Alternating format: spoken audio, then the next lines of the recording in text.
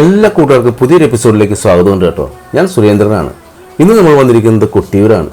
കൊട്ടിയൂർ വൈശാഖോത്സവത്തിലെ കാഴ്ചകളാണ് ഇന്ന് നമ്മൾ വീഡിയോയിൽ ഉൾപ്പെടുത്തിയിരിക്കുന്നത്. ശിവനും പാർവതീദേവിക്ക് സമർപ്പിച്ചിരിക്കുന്ന പ്രശസ്ത തീർത്ഥാടന കേന്ദ്രമാണ് കൊട്ടിയൂർ. ഇവിടുത്തെ ക്ഷേത്രത്തിൻ്റെ ശരിയായ പേര് കൊട്ടിയൂർ ശ്രീ മഹാദേവ ക്ഷേത്രം എന്നാണ്. കണ്ണൂർ ജില്ലയിൽ ബാവലി നദിയുടെ തീരത്ത് കേളകത്തിനടുത്താണ് ഈ ക്ഷേത്രം സ്ഥിതി ചെയ്യുന്നത്. ശ്രീ കൊട്ടിയൂർ ക്ഷേത്രം ദക്ഷിണ കാശി അല്ലെങ്കിൽ തെക്കിൻ്റെ വാരണാസി എന്നും അറിയപ്പെടുന്നു. കൂടാതെ വൈശാഖ മഹോത്സവം എല്ലാ വർഷവും ആഘോഷിക്കുന്ന വടക്കൻ കേരളത്തിലെ ലക്ഷക്കണക്കിന് ഭക്തരെ ആകർഷിക്കുന്ന ഉത്സവങ്ങളിൽ ഒന്നാണ് ഇത്. അക്കരെയും ഇക്കരെയും കൊട്ടിയൂർ ക്ഷേത്രങ്ങളിൽ വൈശാഖ മഹോത്സവം 2025 ജൂൺ 8 മുതൽ ജൂലൈ 4 വരെയാണ് നടക്കുന്നത്. ഈ ഉത്സവത്തിൽ ജൂൺ 10 മുതൽ 30 ഉച്ചവരെയാണ് സ്ത്രീകൾക്ക് സന്ദർശിക്കാൻ അനുവാദമുള്ളൂ. കൊട്ടിയൂർ ഉത്സവം ബാവലി നദിയുടെ തീരത്ത് നടക്കുന്ന 28 ദിവസത്തെ ഉത്സവമാണ്.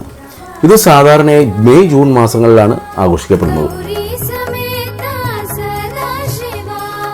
പ്രധാന വേദിയായ അക്കരെ കൊട്ടിയൂർ ക്ഷേത്രം മലയാള മാസമായ ഇടവത്തിലെ ചോതി നക്ഷത്രം മുതൽ മിഥുനത്തിലെ ചിത്തിര നക്ഷത്രം വരെയുള്ള ഉത്സവ ദിവസങ്ങളിൽ മാത്രമേ തുറക്കൂ.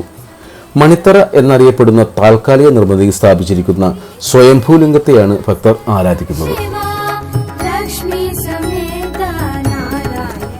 വയനാട്ടിൽ നിന്നും മുതിരേരിക്കാവിലേക്ക് ഒരു വാൾ കൊണ്ടുവരുന്ന ആചാരത്തോടെയാണ് വൈശാഖ മഹോത്സവ ആഘോഷങ്ങൾ ആരംഭിക്കുന്നത്.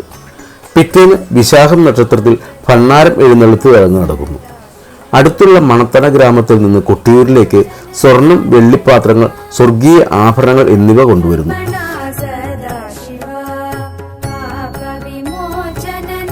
ഉത്സവവേളയിലെ ഒരു പ്രധാന ആചാരമാണ് ഇളനീർവയ്പ് അല്ലെങ്കിൽ സ്വയംഭൂ ശിവലിംഗത്തിന് മുന്നിൽ ഇളനീർ സമർപ്പിക്കൽ. ഈ പ്രത്യേക ദിനത്തിൽ മലബാറിന്റെ വിവിധ ഭാഗങ്ങളിൽ നിന്ന് ഭക്തർ കൊണ്ടുപോകുന്ന ആയിരക്കണക്കിന് ഇളനീരുകൾ സമർപ്പിക്കുന്നു. അടുത്ത ദിവസം ക്ഷേത്രത്തിലെ പ്രധാന പൂജാരി ശേഖരിച്ച തേങ്ങാവെള്ളം ഇളനീരാട്ടം എന്നറിയപ്പെടുന്ന വിഗ്രഹത്തിൽ ഒഴിക്കുന്നു. മറ്റൊരു ക്ഷേത്രത്തിൽ കാണാത്ത വളരെ പ്രധാനപ്പെട്ട ഒരു ആചാരമാണ് രോഹിണി ആരാധന. ആചാരത്തിന്റെ ഭാഗമായി പുരോഹിതൻ സ്വയംഭൂ ശിവലിംഗത്തെ ആലിംഗനം ചെയ്യുന്നു. സതി നഷ്ടപ്പെട്ടതിന് ആശ്വാസം നൽകാൻ ബ്രഹ്മാവ് തന്നെ ശിവനെ ആരാധിക്കുന്നു എന്നതാണ് ഈ ആചാരത്തിന്റെ പിന്നിലെ വിശ്വാസം. ഉത്സവത്തിന്റെ ഭാഗമായി ശിവന്റെയും പാർവതീദേവിയുടെയും വിഗ്രഹങ്ങൾ വഹിച്ചുകൊണ്ട് 2 ആനകൾ ഒരു ഘോഷയാത്ര നടത്തപ്പെടുന്നു. ഘോഷയാത്രയ്ക്ക് ശേഷം ആനകൾക്ക് നല്ല ഭക്ഷണം നൽകുകയും ഔപചാരികമായി വിടവാങ്ങൽ നൽകുകയും ചെയ്യുന്നു.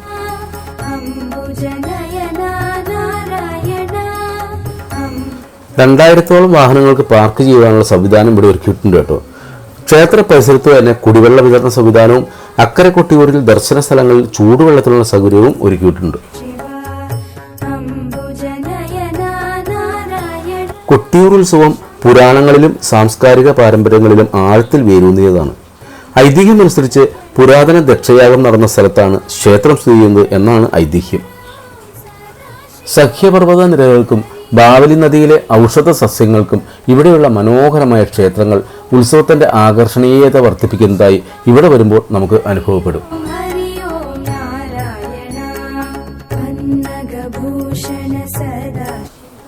ഇന്നത്തെ കാഴ്ചകൾ ഇവിടെ അവസാനിപ്പിക്കുകയാണ് കേട്ടോ. പുതിയ കാഴ്ചകളുമായി നമുക്ക് അടുത്ത എപ്പിസോഡിൽ കാണും വരെ എല്ലാ കൂട്ടുകാർക്കും നന്ദി, നമസ്കാരം.